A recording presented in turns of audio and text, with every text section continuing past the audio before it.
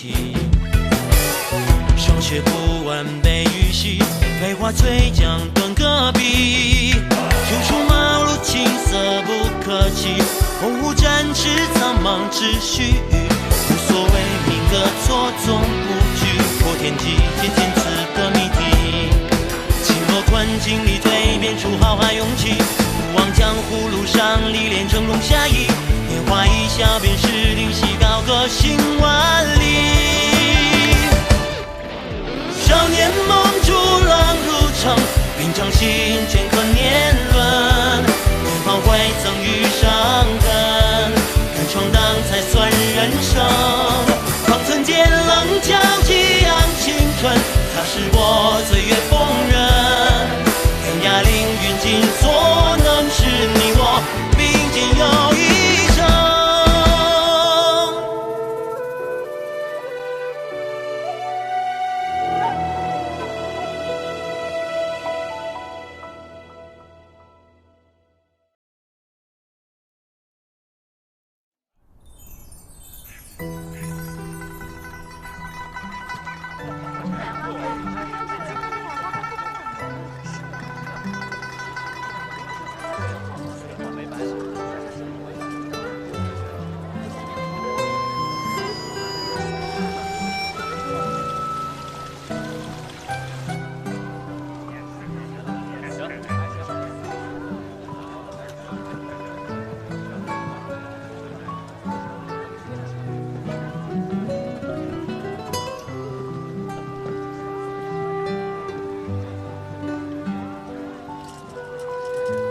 风花雪月，确实风流。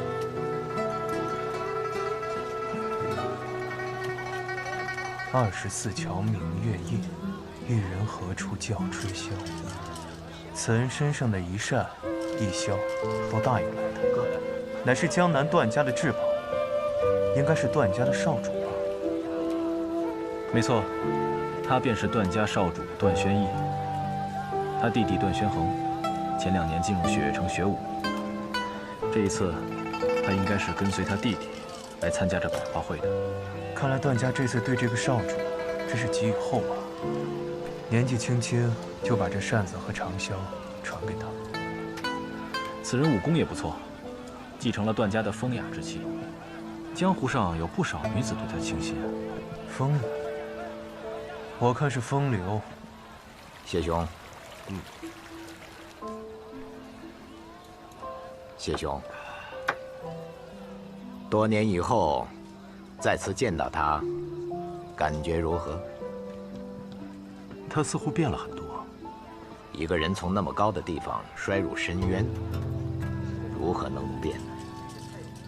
可有些人，不管经历了多少事，经历了多少岁月，都不会变的。你说的是什么样的人？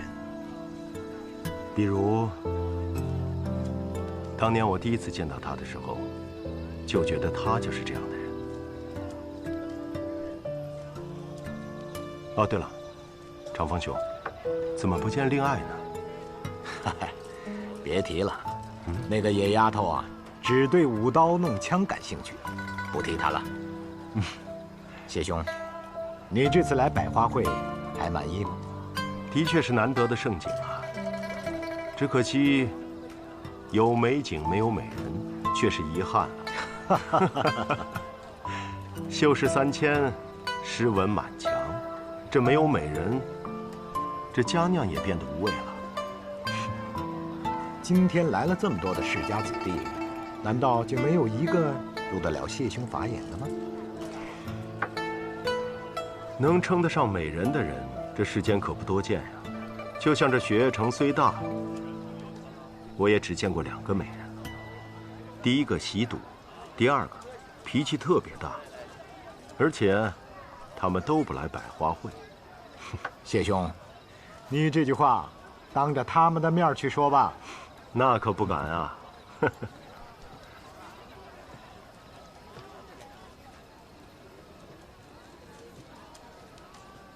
那小憨货怎么还没来？没想到，你还挺关心他的终身大事啊。我也挺关心大师兄的终身大事，也不知道那天女蕊最近给你写信了没？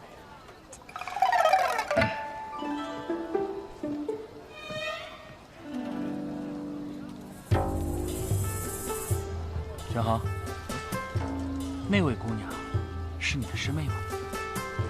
我好像是没有见过，想必是来观礼的哪个世家弟子吧。哦，美人之怒，瞬间倾城。是他，他的师傅你也认识，齐天辰。钦天监见证，她是叶萧英的女儿，你们之前应该见过面。原来是他。待为兄先去略上一阵。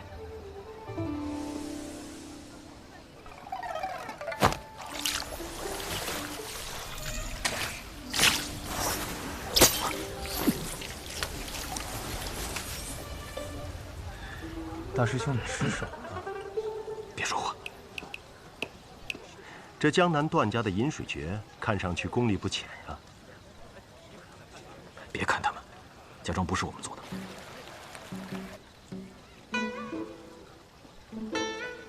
本来也不是我做的。你们家的大弟子，我看是低估别人了。我们家的这位大弟子啊，以前总是一副苦大仇深的样子。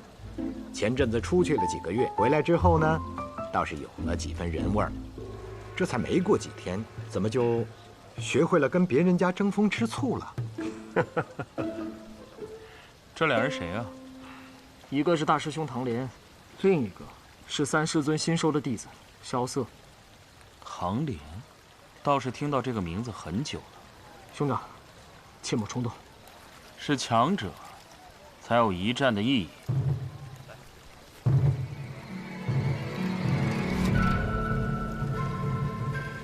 那边的唐莲师兄，据说唐门有道暗器，叫天女散花，不知道是不是这个？不准打我大师兄！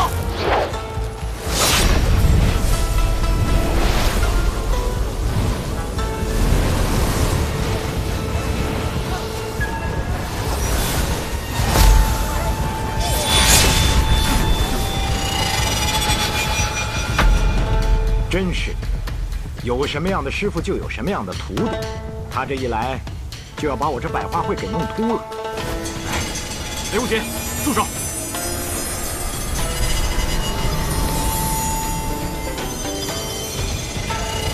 这江南段家虽然比不上唐门雷家堡，但也算得上是一个大世家了。这长子死在这里，不太好吧？不管是谁，都不能死在雪月城。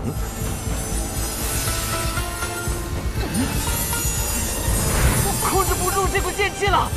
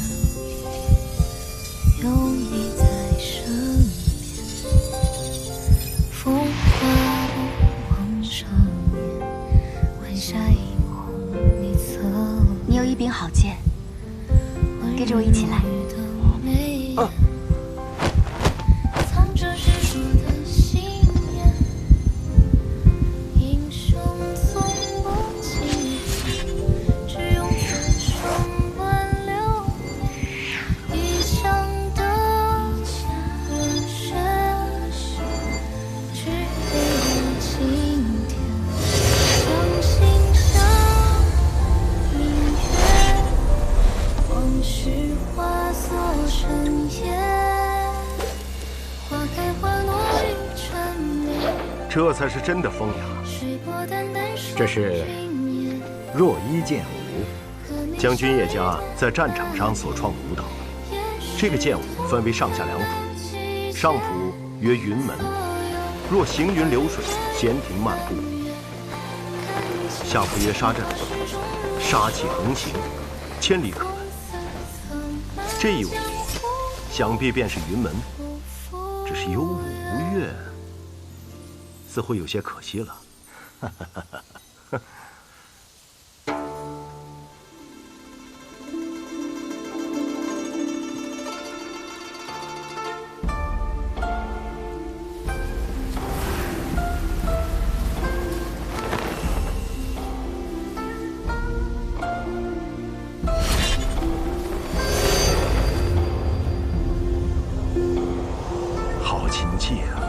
的确是好琴技啊。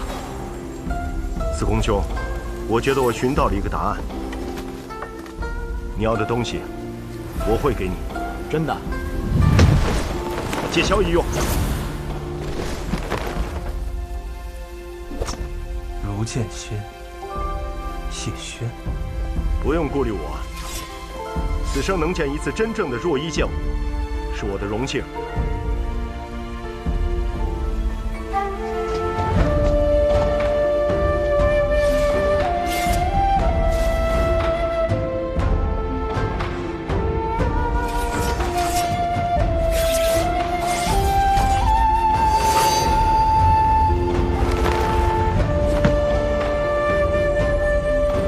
乘风向北行，雪落轩辕大无席。我欲借船向东游，绰约仙子迎风觅。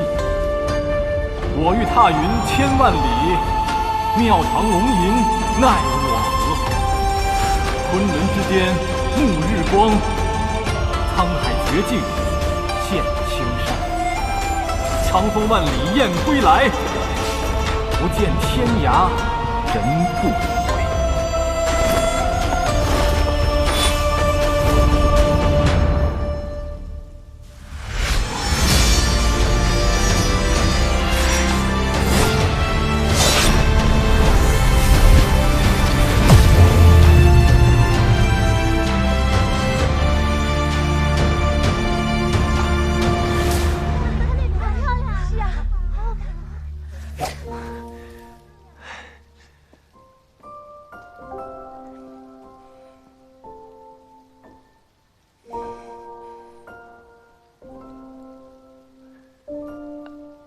好巧啊，又见面了。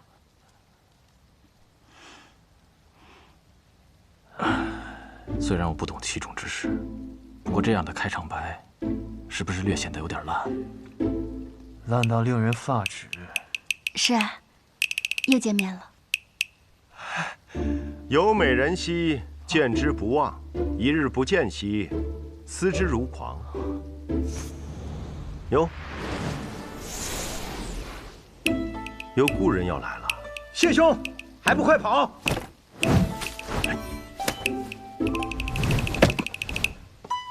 哎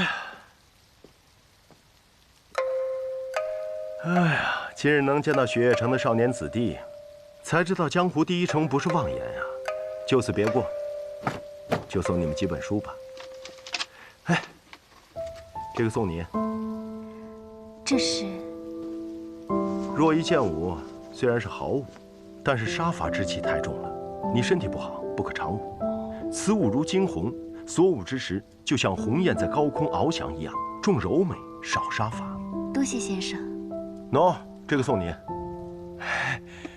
前辈，这是什么呀？晚来雪。这个是江南才女谢飞轩所著，哦，情之动人，据说连宫里的娘娘都看哭了。啊？你学学里面的主人公，下次见面的时候，可别再说这么尴尬的话语了啊！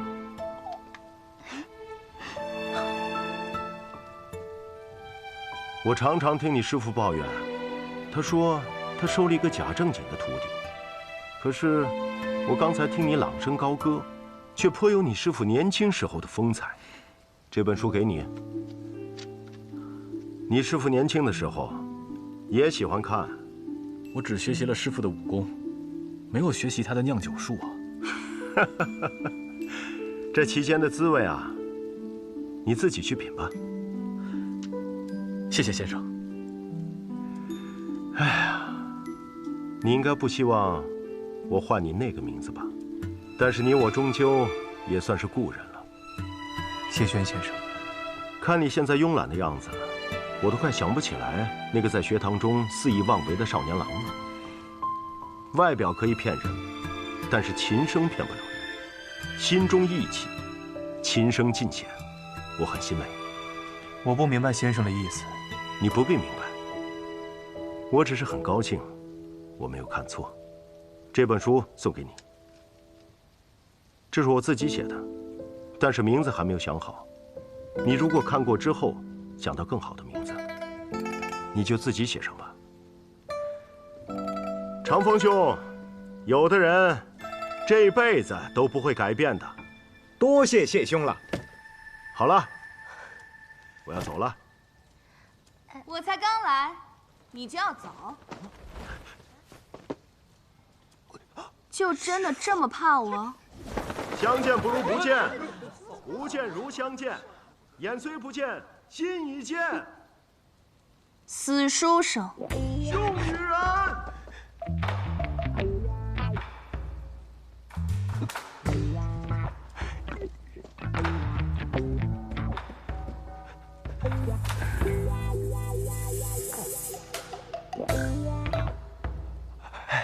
师傅，晚上好啊。刚刚我在苍山上，忽然望见此处有一道剑气，这一剑不错。师傅，你夸我呢？但是，是谁允许你下山的？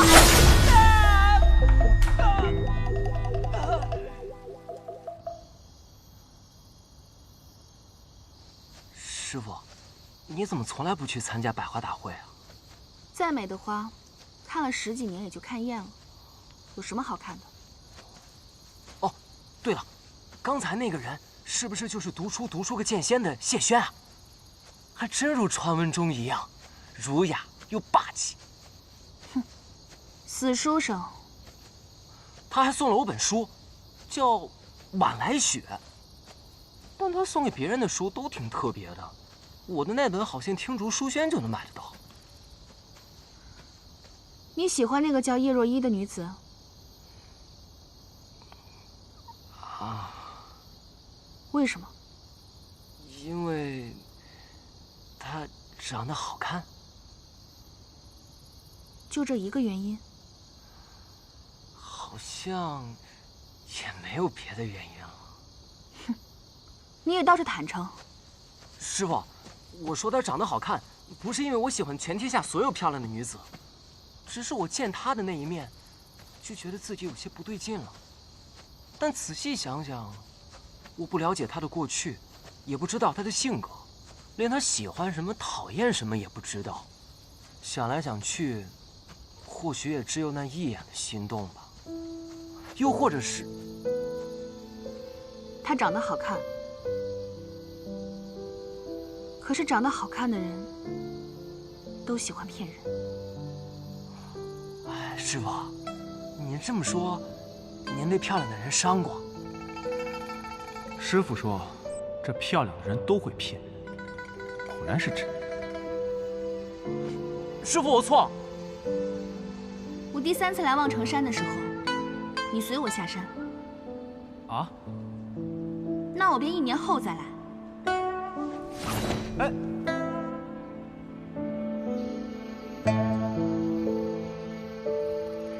2个月之后，我与你试剑。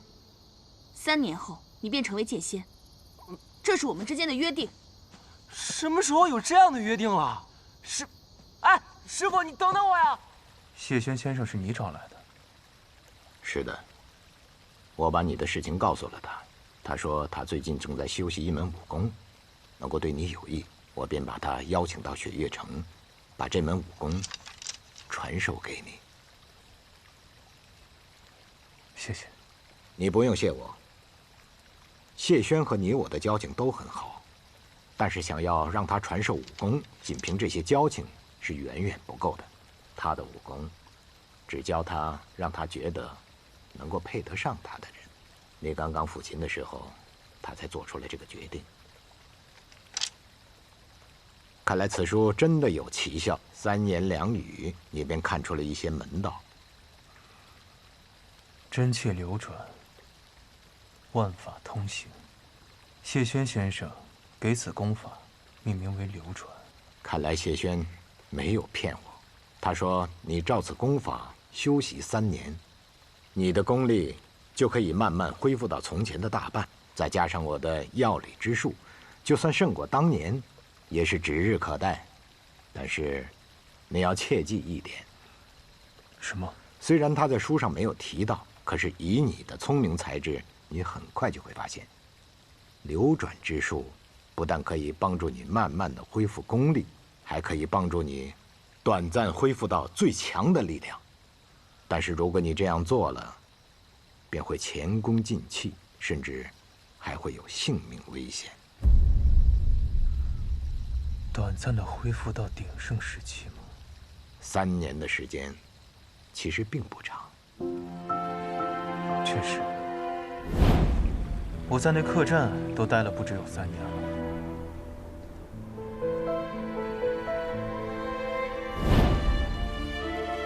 但是术法，术在先，还必须要有法。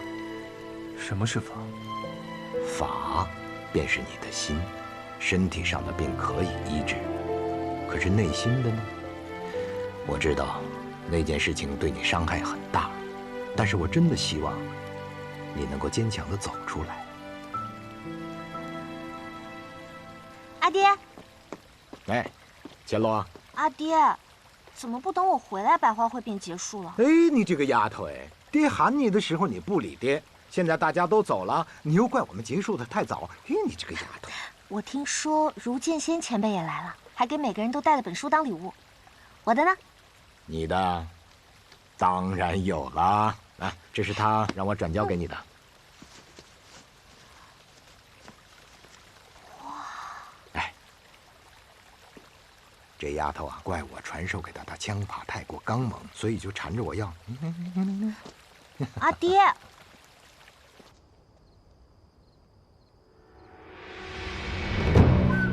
燕回，这些年你做得很好。大长老，还请有话直说。这些年，无双城从没落到重新崛起，全靠燕回你的操持。你是中兴之才，但是无双城现在需要的却是一个开疆辟土之人。哦，一个野心勃勃的人。对。今日起，城里的大小事情，你就不用再操劳了，交给松涛负责吧。师兄，好久不见啊！这无双城城主的位置，我本来就没有多大的兴趣。但是，松涛，他没有这个资格。你说什么？松涛当年的武功便不如我。所以他才出走无双城。如今你们把他找回来，不过是因为他更容易控制，更愿意听你们的命令行事罢了。燕回，你逾矩了。我这个城主可以不做，但我要推荐一个人，我该有这个权利吧？当然。就这小子吗？就你这小毛孩也想当城主？先和我试下刀吧！确实是个小毛孩。无双，来了，师傅。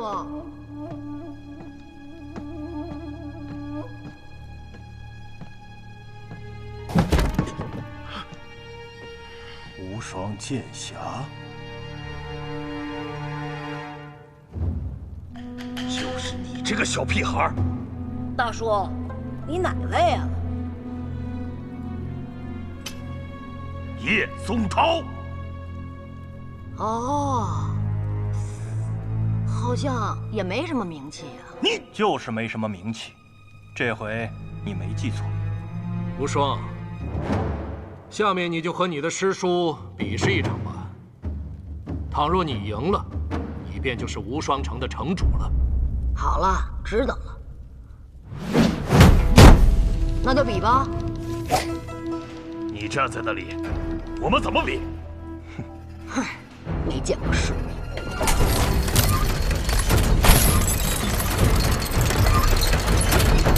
云霜、清霜、风香、绕指柔、玉如意，陪这个大叔好好玩玩。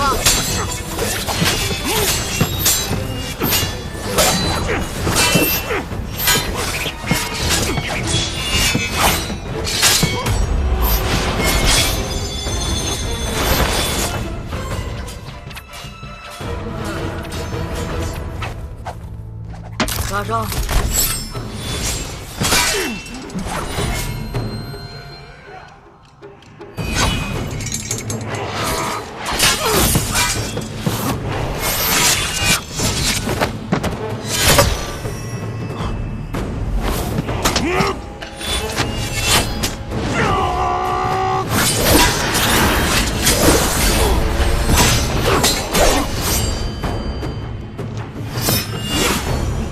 你的刀叫断破，我的这柄飞剑叫杀生，也算是你来我往了。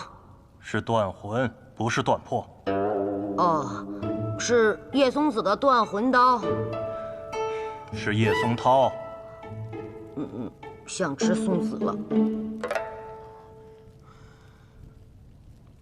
燕回，你有一个好徒弟，竟能同时控制6柄飞剑，这样的天资，无双城100年来也未曾见着了。但是，你剑指师门长辈，太不敬了。不敬？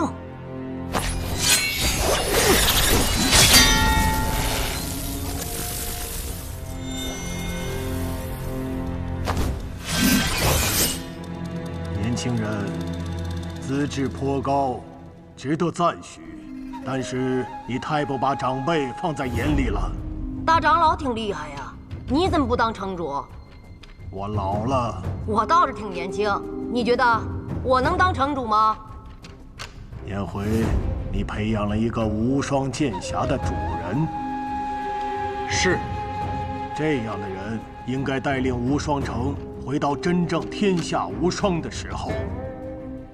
一座城池的命运，真的要压在一个孩子的肩上吗？师傅，我虽然记性不好，但我才不是孩子呢。我是无双，天下无双的无双。从我叫这个名字的时候，我是不是就注定要坐这个位置了？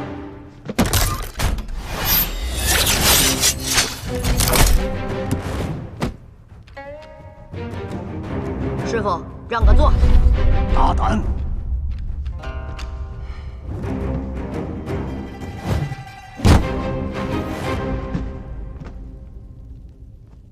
就算你是无双剑侠的主人，没有我们吴老的认同，这个位置你也坐不上。我还就坐上来了，怎样啊？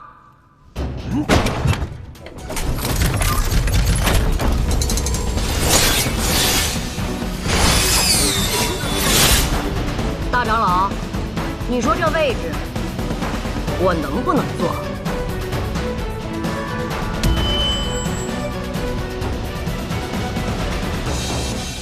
参见城主。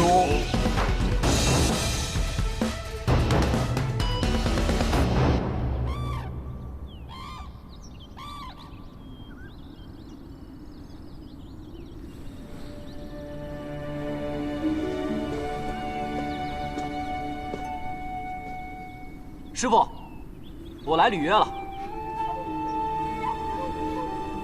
我有3件，请君试之。好。第一件，雪月剑仙所传，月溪花尘。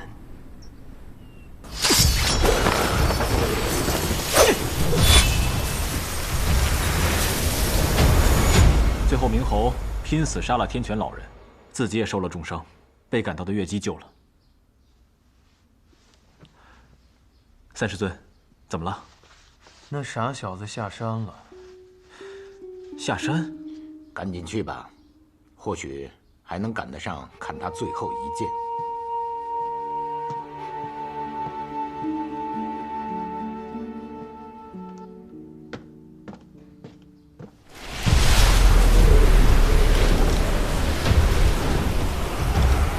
很好，雷轰在你这个年纪，剑术不如你。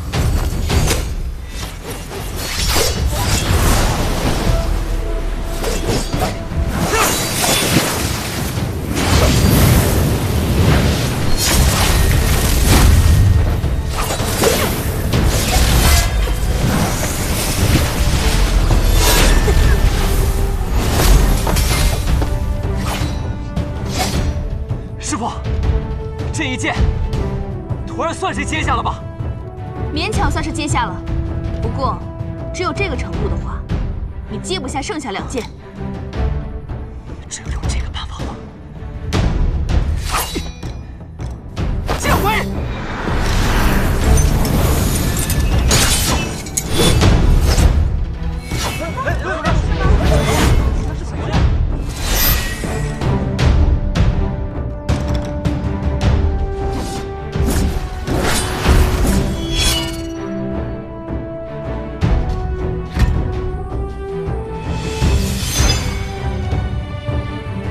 人剑相通，能到这个地步，你们的这个师弟啊，入自在地境了。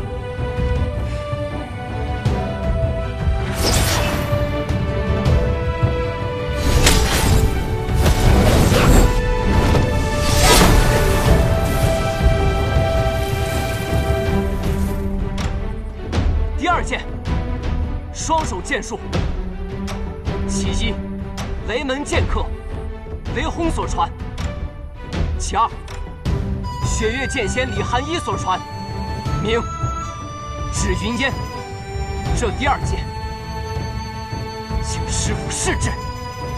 好，为师也赐你一剑。这一剑也有一个名字，叫平地一声雷。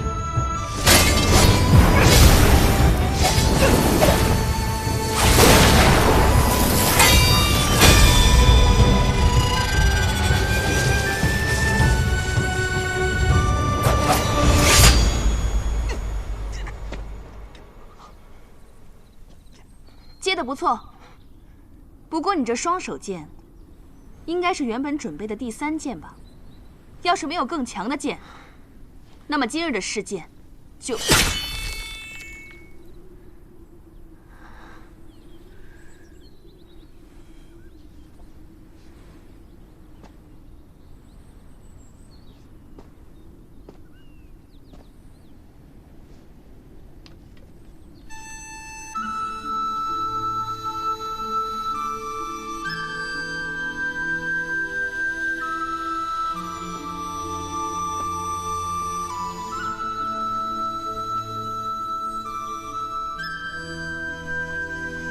你这是什么？这就是我的第3剑，我姐姐所传。走，刺剑，你的右腿要弯一点，眼睛看前方。好。3才剑法，平刺。刺。扫，收回来。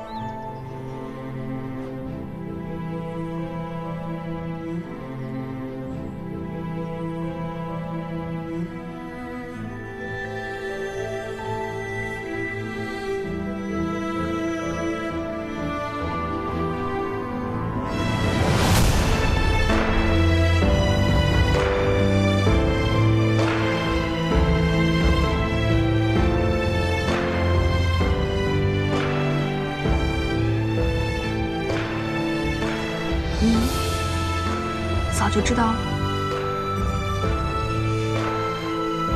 谢谢。还是那么爱哭。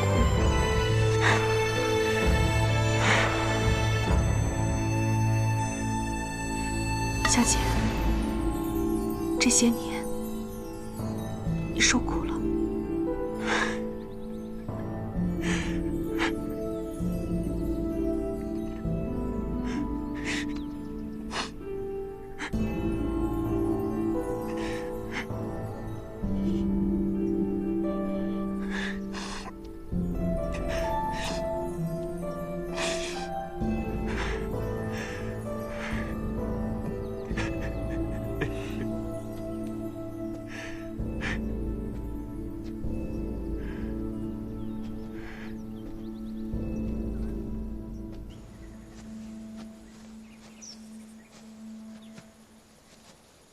3师尊，这是怎么回事？刚才2师尊他……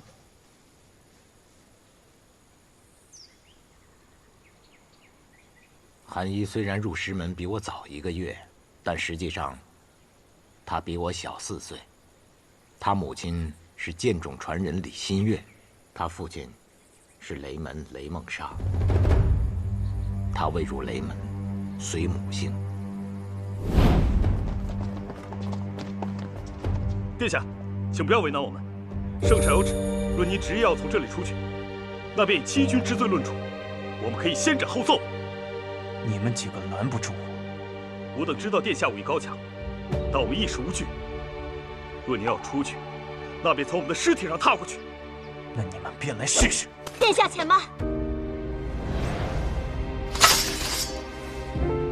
殿下，你身份特殊，那法场你不能去。新月姑姑，怎么连你也拦着我？不，此事便交给我了，由我去将王爷带回来。相信我。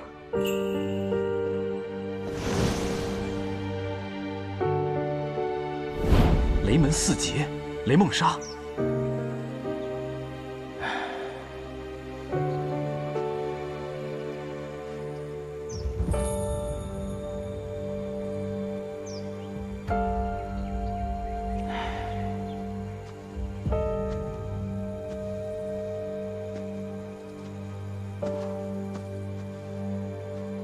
萧瑟，你发什么呆呢？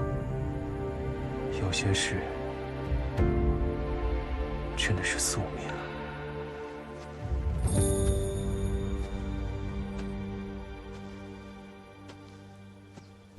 姐，这个是……这个是母亲的青龙令牌。20年前，父亲母亲保着当今圣上，杀入了平清殿。后来父亲受封成了8柱之一，远征南绝，死在了战场之上。而母亲则和其他3位不愿做官的江湖人士，受封了这天启4守护的虚职。母亲列东方卫，代号青龙。青龙，听起来很强的样子。我曾经很讨厌这块令牌，因为我觉得就是这块令牌害死了母亲。可它终归是母亲的义务。母亲的事，师父也不肯跟我细说，我都是从别人那儿听来的。但是我也不知道，母亲为什么要在我那么小的时候，把我独自一人丢在雷家堡里。那是因为母亲看惯了这天启城中的阴谋诡谲，她不希望你成长在这样的环境里。她希望你不如回到江湖之中，自由自在的成长，远离纷争。是这样的吗？又或者是，母亲可以提前就预料到那一天的到来。究竟发生了何事？母亲在位列天启4守护之后，一直尽心尽力保护皇城，直到那一年，震惊天下的琅琊王谋逆案爆发。琅琊王本是国之栋梁，多次帮助北离击退南绝的入侵，乃是世人敬仰的大英雄。可他突然就入狱了，罪名则是谋反。那他到底谋反了吗？没有人相信这是真的。可琅琊王自入狱之日开始，就保持缄默，他没有再说过一句话，没有认罪，也没有为自己辩驳。审讯他的天启7御史中，有3人认为他是无罪的，可第2日都被发现死于家中。这是明德帝想让他死，所以不需要理由，甚至不需要证据，只是他被问斩法场那一日。怎么了？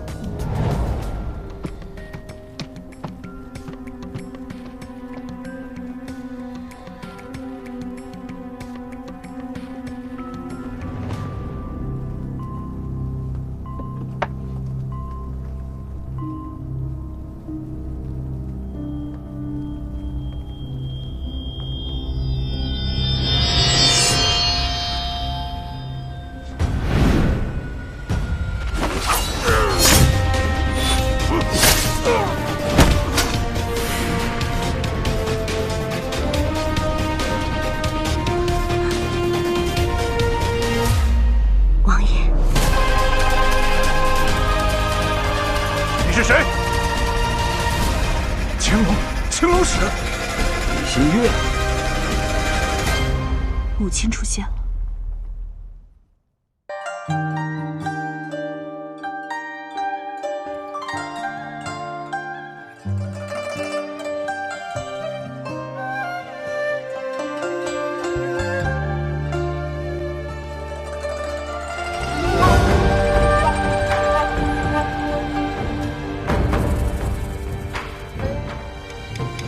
寒色静悄悄，转身江湖路迢迢。天外雪飘飘，冷月的滚烫云知道。命运狂滔滔，拨开岁月雾绕绕。过往空闹闹，是等待远途零九霄。下水渺渺，心声随景远轻渺渺。我想养才好，生如莲不染与你潮。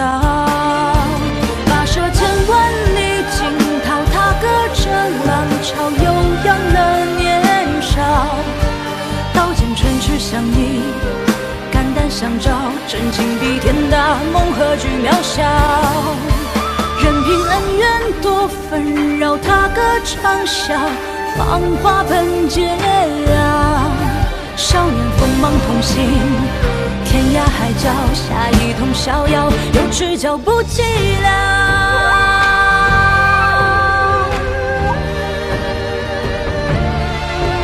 跋涉千万里惊涛，踏歌着浪潮，悠扬了年少。刀剑唇齿相依，肝胆相照，真情比天大，梦何惧渺小。任凭恩怨多纷扰，踏歌长啸，芳华喷桀骜。少年锋芒同行，天涯海角，下一通逍遥，有只脚不寂寥。